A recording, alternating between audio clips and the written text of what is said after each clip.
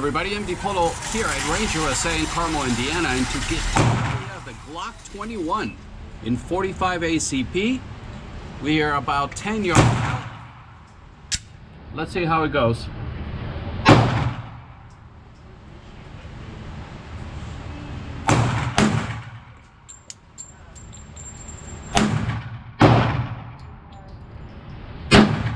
I pulled that one.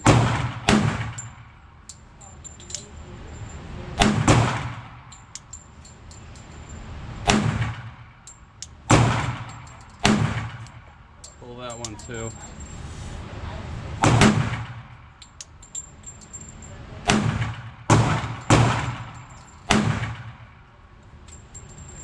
And the last one was the worst one. Let me turn you around.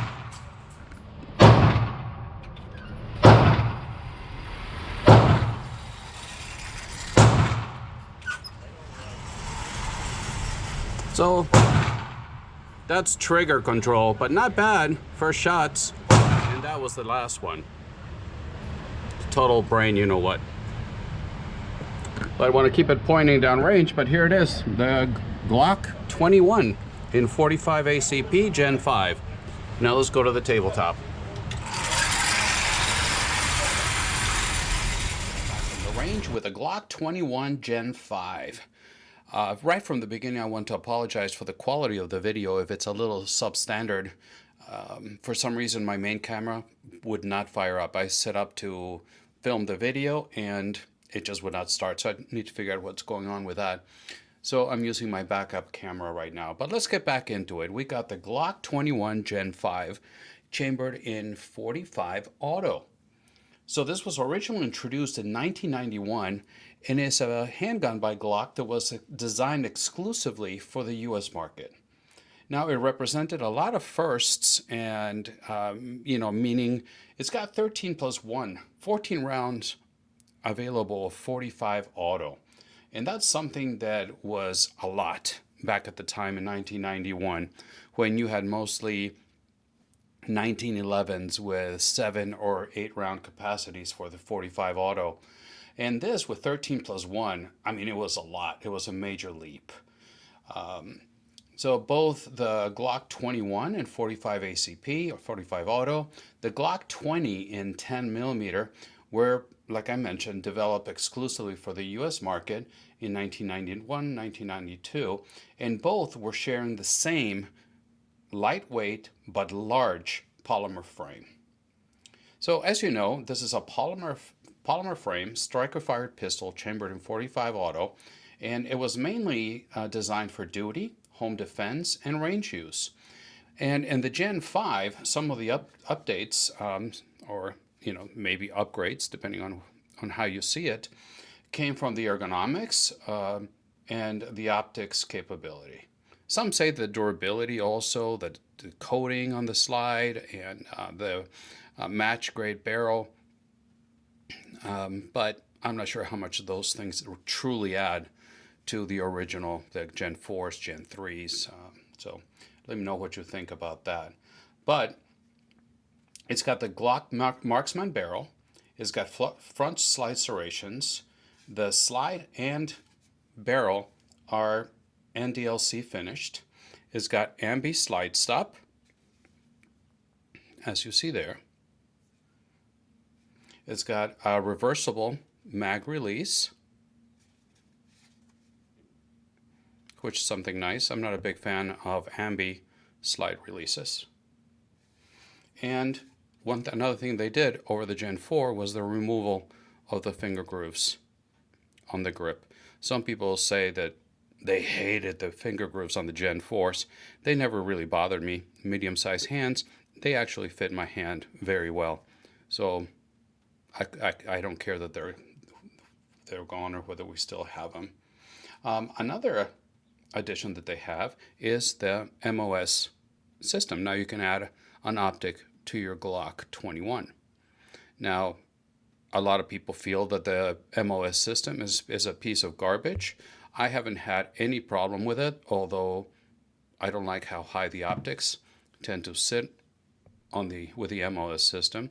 I got a nice metal plate on it, And as you can see here, I've mounted this cyelee optic.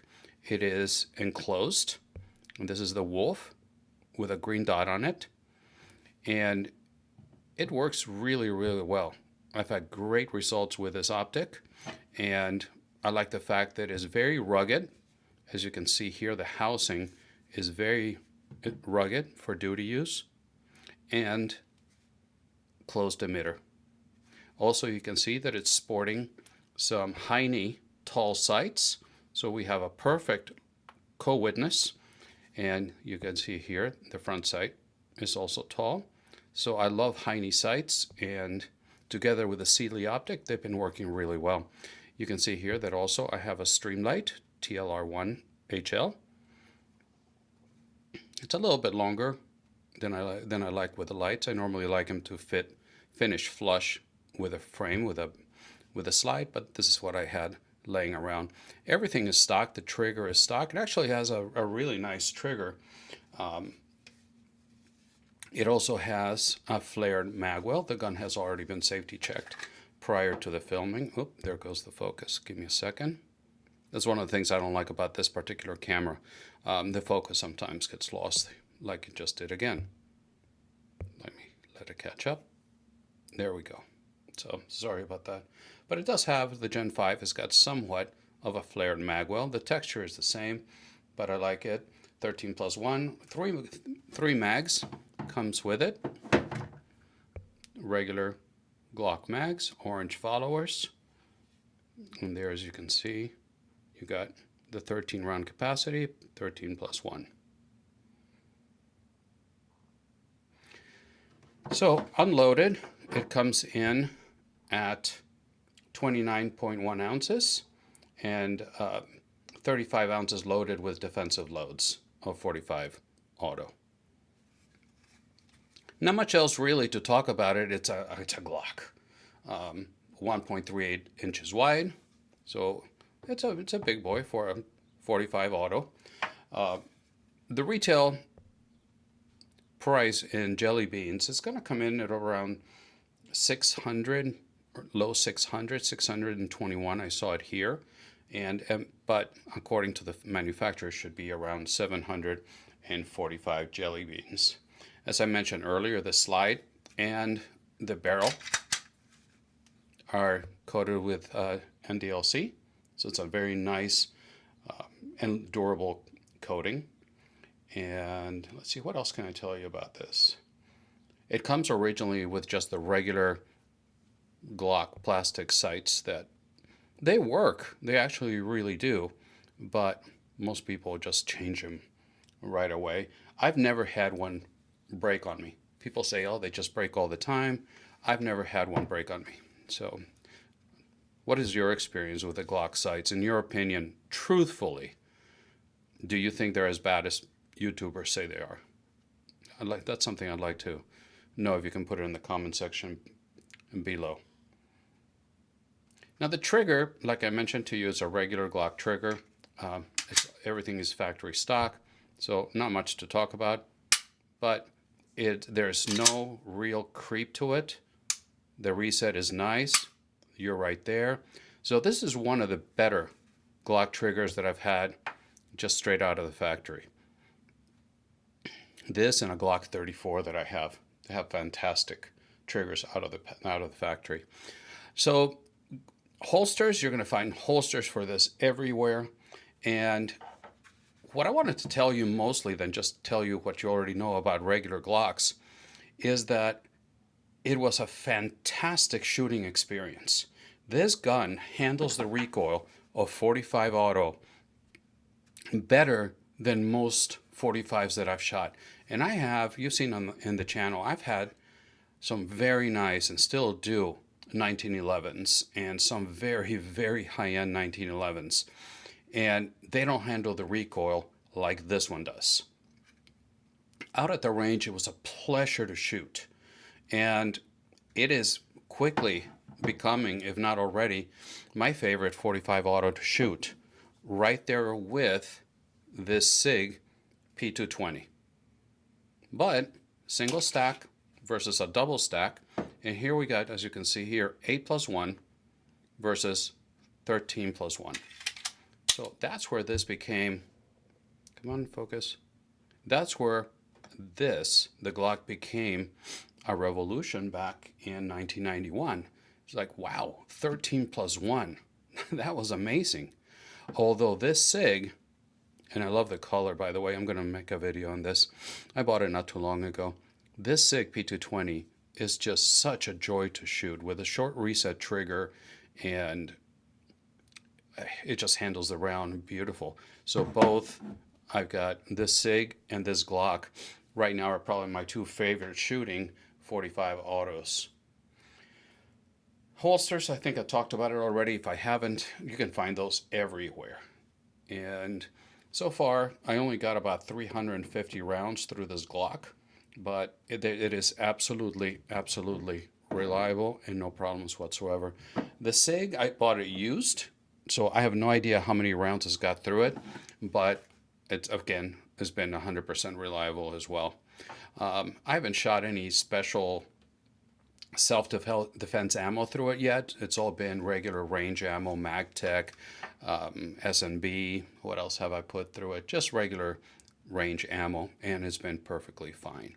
The cyelee optic, I've had this one now for probably 9 months, I think, and no issues whatsoever.